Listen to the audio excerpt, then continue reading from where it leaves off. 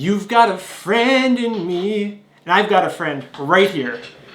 So let's talk about one of the greatest animated films of all time.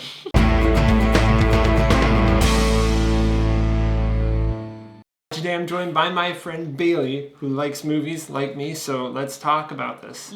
Toy Story, Pixar's first ever feature-length film.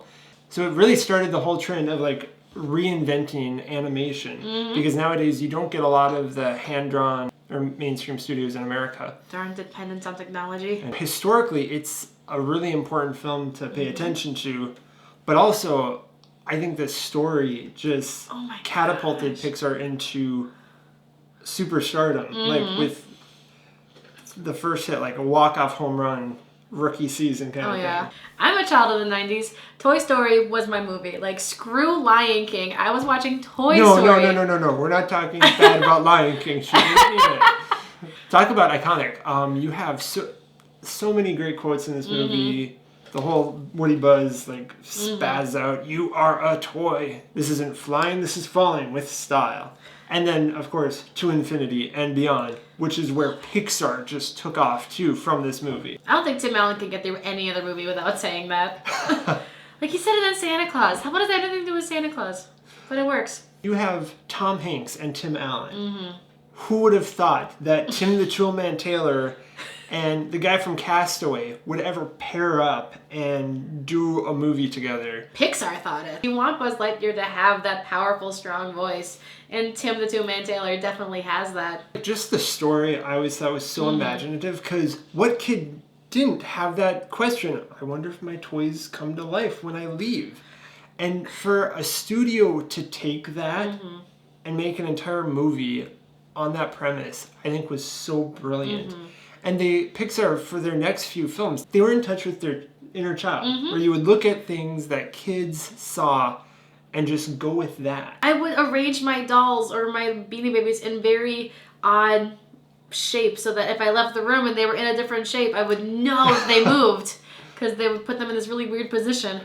I've probably done that with Legos before, too, if I'm going to be honest. I feel like a lot of people probably knew a Sid who would kind of go after toys and it's like break them or whatever. It was really imaginative, even going into the character of Sid's head and looking at the different, actually kind of grotesquely creative ways he played or manipulated his dolls and stuff that he got a hold of. For early computer animation, this was a great film, and I've heard this on like commentaries and stuff, that this was the right film to start out this new wave of animation with, because it looks very plasticky, especially the further back you go, all the way back to Toy Story, it looks very plasticky and stuff. And you're dealing with toys, which are plastic. So it was the perfect subject matter to cover. Andy was the perfect kid. Yeah. Like, I feel a special closeness to Andy, because when Toy Story 3 came out, he was starting college and I was starting college, and it was awesome. It's like he grew up perfectly. It's like we shared a childhood. Whatever you think of Randy Newman, he's amazing in Pixar, Toy Story. in Toy Story and in the Pixar universe, because he's done a couple of their films. You have this song where I Will Go Sailing No More, I think that's the title, and it's where Buzz is kind of coming to the grips that he's a toy, and then it's like, you have the lyrics like, "No, it can't be true, I can fly if I wanted to," and he's like silhouetted, looking up at the light, standing on the banister, and then he jumps off, and it doesn't work. And it's just like, oh my gosh, this is like a really just tragic moment for a character. It's tragic for that kid. Watching this is like, no. It's like watching Simba's dad die all over again. Yeah. Spoilers. Except not really. For Lion King. Spoilers. But if you haven't seen The Lion King, what have you been doing?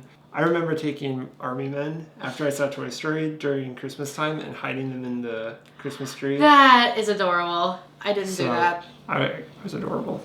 Oh, just like how many memories that movie gave me. Like how like, you know, me being scared that my toys were actually alive, and me having a Woody doll and a piggy bank and a Slinky dog that were inspired from the film. It really appealed to both adults and children, because as a kid we obviously adored this film, and then as adults going back and watching it, I catch a lot more of their jokes. Oh, yeah. Because they catered to adult humor a few times, and it's...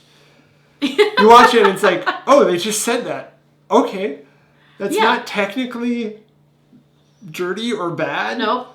But... It's like the line that Woody has, like, the things that I want to say, I can't say, because there's preschool toys around here.